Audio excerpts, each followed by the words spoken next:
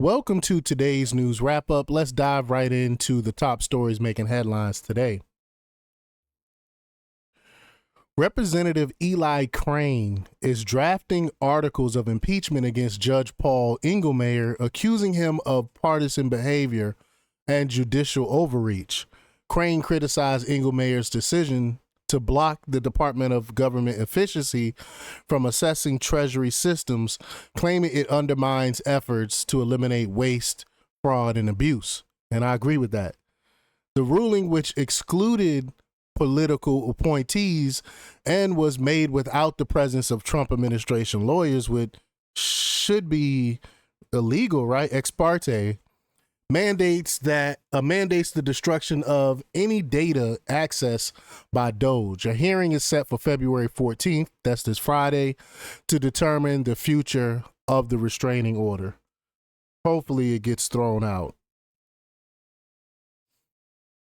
In a recent sermon, Dr. Steve Caudill of the Greater Second Missionary Baptist Church in Chattanooga called for violence against Elon Musk's Department of Government Efficiency, accusing it of trying to steal Americans' information and money, which is just ridiculous. He is not trying to steal people's Social Security checks like this guy is alluding to.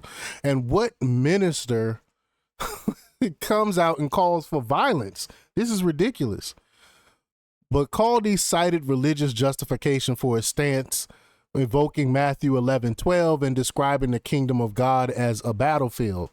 And they were talking about spiritual battlefield, not a literal battlefield.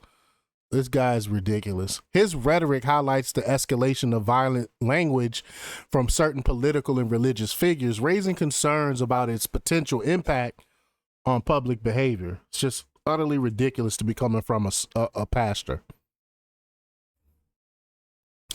Disney has reportedly dropped 2 diversity, equity, and inclusion programs due to growing investor backlash over the company's commitment to woke policies. They're losing so much money. No one is watching the woke Disney stuff. These programs included a controversial Reimagine Tomorrow initiative, which aimed to amplify underrepresented voices and stories in media and in entertainment.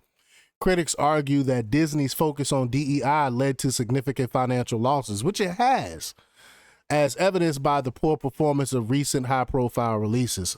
I can't remember the last time I watched the actual Disney movie because I can't stand it. But the company's latest SEC filings indicate a potential shift in strategy to appease shareholders and improve its bottom line. That's what they should be doing. They should be trying to make movies that people actually want to watch. Border czar Tom Homan suspects that leaks about upcoming ICE raids are coming from within government agencies, particularly the FBI. These leaks have undermined ICE operations aimed at deporting violent illegal immigrants, jeopardizing the safety of officers involved. Homan is determined to identify and prosecute those responsible with ongoing criminal investigations and cooperation from the Deputy Attorney General. Recent large-scale raids in California have necessitated support from FBI and DEA officers to enhance security and effectiveness. Despite challenges and public protests, the Trump administration remained committed to its immigration enforcement policies, and thank God for that. 4 FEMA officials are being fired for violating President Trump's executive order by sending $59 million to luxury hotels in New York City to house illegal immigrants. You can't make this stuff up. They're still giving these people money. This payment was discovered by Elon Musk's Department of Government Efficiency and deemed illegal and insubordinate. The funds were intended for American disaster relief, leading to efforts to recoup the money. The Trump administration faces challenges in terminating government employees, anticipating potential legal battles to uphold these dismissals.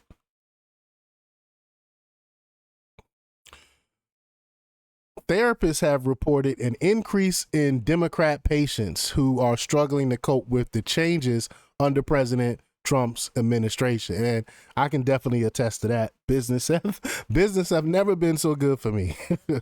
But many are experiencing burnout, guilt, and despair as they adjust to the end of diversity, equity, and inclusion, DEI practices, and other policies they supported.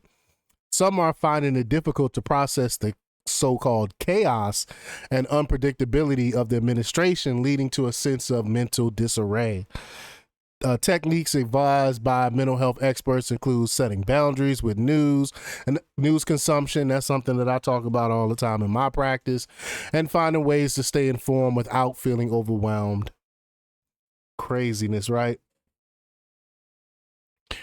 Senate Minority Leader Chuck Schumer's whistleblower tip website aimed at exposing corruption backfired when conservatives flooded it with reports against Democrats. I mean, how could they not see this happening? I mean, first of all, him creating this site is ridiculous. He's one of the main purveyors of corruption, creating a website for people to disclose corruption.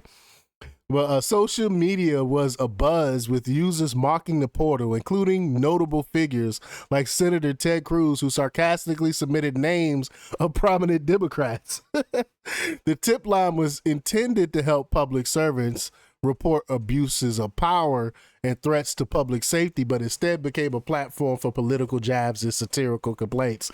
And I'm here for it. I'm all here for it. Allegations have surfaced that around 50% of American taxpayer-funded weapons sent to Ukraine were secretly resold to America's enemies, including Mexican drug cartels. Crazy. Lieutenant Colonel Daniel Davis, a retired U.S. Army officer, revealed these claims during an interview with Tucker Carlson. The Pentagon acknowledged difficulties in monitoring the use of these weapons, and a Harvard study suggested that some weapons might have gone missing during the conflict. I mean, you think if they even received some of these weapons, even Zelensky admitted that a lot of the money and stuff that we sent to him, they never received. The Ukrainian President Vladimir Zelensky admitted that less than half of the U.S. aid payments, like I was alluding to, sent to Ukraine have been received. So where are they going? Where are these funds going? These revelations raise questions about the handling and distribution of U.S. taxpayer dollars. This is exactly why we need Doge. A Democrat Party insider revealed that Hunter Biden took control of key decision-making processes in the White House after President Biden's poor performance in a CNN debate. Despite having no official role or security clearance, Hunter Biden attended top-level meetings and controlled the information reaching his father. Yet they got a problem with Elon Musk, right? The insider, Lindy Lee, criticized the situation, raising concerns about who was truly running the administration during this period. Lee, a former supporter of Biden, has since distanced herself from the Democrat Party and registered as an independent. Chelsea Clinton addressed rumors about receiving an $84 million paycheck from USAID, which allegedly went to the Clinton Foundation and ended up in her pockets. This is crazy.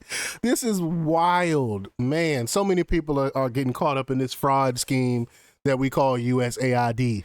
But she denied the claims, of course, highlighting her family's contributions to the foundation and emphasizing that she has never taken a cent from it. Sure, you're right, Chelsea. Clinton criticized misinformation as a weapon and reaffirmed the foundation's impact on millions of people. I guess she never read the book Clinton Cash. Y'all need to check that book out if y'all really want to know where the money from the Clinton Foundation is going to. But public skepticism persists due to the Clintons' history of controversies related to the foundation's activities, particularly in Haiti. They exploited Haiti, and I don't understand how they got away with that. But despite Clinton's statements, many remain unconvinced, and myself included. But y'all let me know. But that's all for today's news wrap up. Stay tuned for more updates, and don't forget to like, comment, share, and subscribe for the latest in news. Let me know what y'all think about this. Appreciate y'all support. Until next time, peace.